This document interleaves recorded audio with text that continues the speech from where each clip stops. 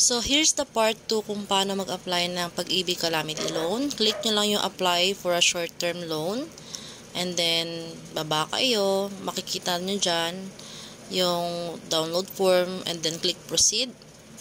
Click proceed, dyan select loan type. So, andyan yung mga areas na pasakop ng Calamity Loan sa Metro Manila.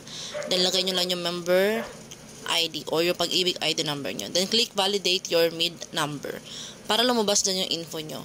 Double check lang and then i-click nyo lang yung mobile number. Lagay yung mobile number and then email address. Then, click next. So, mag-route kayo sa kailangan maglagay ng OTP code. Magsasend yan sa number nyo, sa registered number nyo. Then, lagay nyo lang syempre yung OTP code na na-receive nyo. And then, click next or click proceed.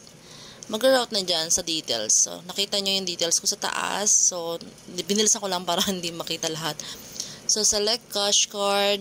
So, dyan sa select cash card, kung ano yung available nyo na cash card. And then, like yan, the Loyalty Card Plus, AUB, Union Bank Card Plus, and then Land Bank of the Philippines. Then, lagay nyo lang yung card number, of course. So, fast forward, pag naglagay nyo na yung card number, maglalagay dyan ng valid pagka-activate pa yung card na yon or invalid pag hindi na-activated. Then, proceed to the last step. So, pag proceed nyo, of course, ayan, dapat already na yung mga IDs and scan copy. Ayan na po. Nandyan po yung kung paano nyo i-upload yung mga form, front and back, valid IDs, and of course, yung picture ng card nyo na naka-selfie. And then, voila! Follow for more!